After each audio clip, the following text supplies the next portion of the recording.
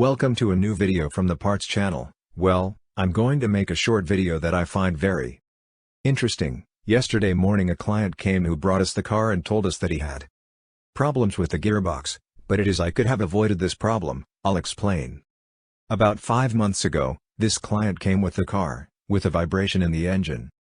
We looked to see what the problem was and we realized that the flywheel was bad, dual mass.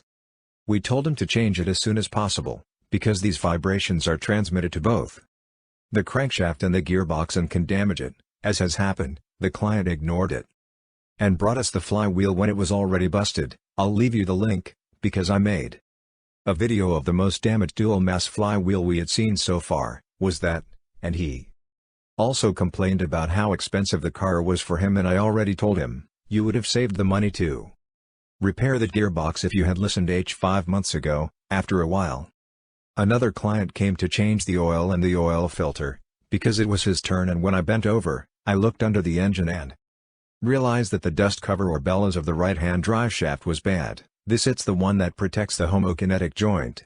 I told him, you have that cracked, the grease is coming out and dirt is coming in. And the client looked at it. I was showing it to him, and he says, well, when that opens a little more, when it breaks a little more, well, I'll bring it in for repair. And I've already told him, then, not only will you have to change the dust cover, but you'll have to change the homokinetic joint, because it's going to be damaged, and that's it.